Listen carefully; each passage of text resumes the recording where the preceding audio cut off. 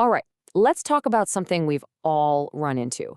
A very specific, and let's be real, a pretty dangerous kind of advice. It's a pattern of manipulation that's literally as old as fables, but as current as your social media feed. And learning how to spot it, that's an absolutely crucial skill. I mean, really think about it. Someone gives you what sounds like really solid advice, but you just get that nagging feeling in your gut, like you're being sold a story that benefits them a whole lot more than it benefits you. Well, that feeling, it actually has a name, and we're about to break it down. So, to really get a handle on this very modern problem, we've got to go way back. We're going to look at an ancient blueprint, a brilliant fable from Aesop that lays out this entire psychological trap with just stunning clarity. Okay, so picture this. Our story kicks off with a fox in a real moment of crisis. And this fox has a beautiful, bushy tail.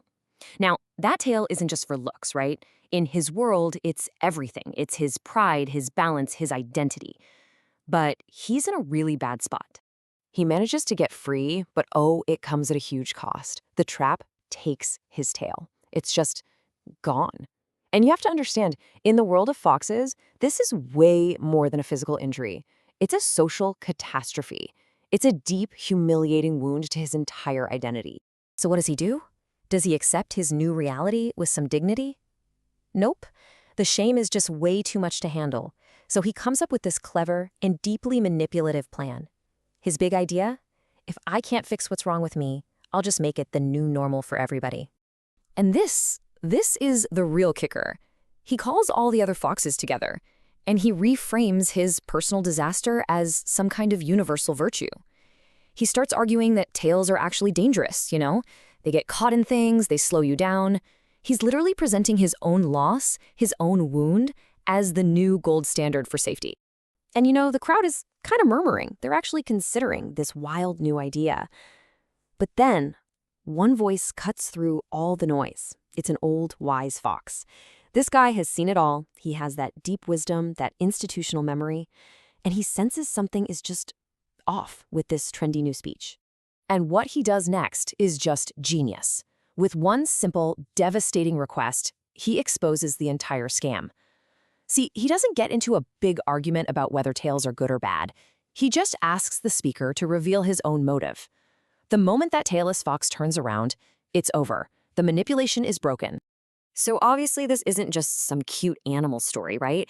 It's a profound diagnosis of a very, very human behavior. So now let's break down exactly what's going on here and actually give it a name. And this brings us to our key term, manipulative empathy. You see, the fox wasn't motivated by safety, not at all. He was motivated by pure shame. He just wanted everyone else to share his deficiency, so he wouldn't have to feel so alone and awful. It's the classic move of turning a private failure into a public mandate. So this fable gives us two really powerful archetypes to watch out for in our own lives. On one side, you have the compromised leader, the tailless fox. This is the person who has suffered a big loss and, deep down, wants to bring everyone else down to their level. And then you have the voice of experience, the old fox.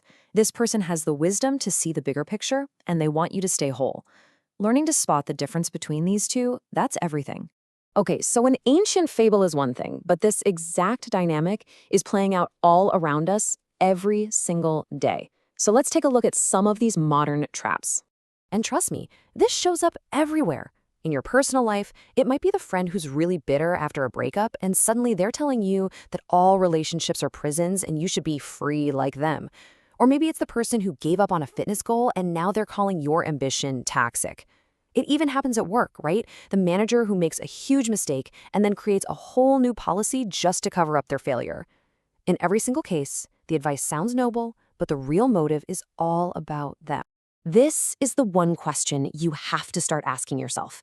When someone is passionately, desperately trying to get you to give something up, a dream, a relationship, a standard, you have to stop and look closer. Are they advising you from a place of wisdom, or are they just trying to normalize their own loss by getting you to share it? All right, so we've identified the trap, we know what it looks like. Now for the most important part. How do we avoid it? How do we build a defense to protect our own wholeness and our own identity? Well, here's a simple 3-step framework for you. First, judge the speaker's back. Just like that old fox, you have to look at what the person giving advice has already lost. Second, question the universal sacrifice. You should be super skeptical of anyone who says you have to lose something vital for your own good. And third, listen for resentment. Is this advice coming from a place of genuine wisdom, or is it just bitterness disguised as help? And we can really internalize this defense with a few powerful mantras. The goal here is to build an internal shield. So you can tell yourself, I protect my wholeness from the resentments of others. Or, I listen to the motive behind the message. And this last one is so important for our own integrity. I accept my own losses without demanding others share them. It's all about standing tall in your own identity, totally unswayed. And if there's one thing to take away from all this, it's this idea right here. What you've been through, your scars, that's your personal history. It may have taught you some incredible lessons, but it is not a blueprint that everyone else has to follow. Your scar is your story, not a law for other people to live by. So let's end with this, because this fable isn't just about protecting ourselves from manipulators. It's also about making sure we don't become one. Before you give advice that's born from your own pain, you have to ask yourself this incredibly powerful question.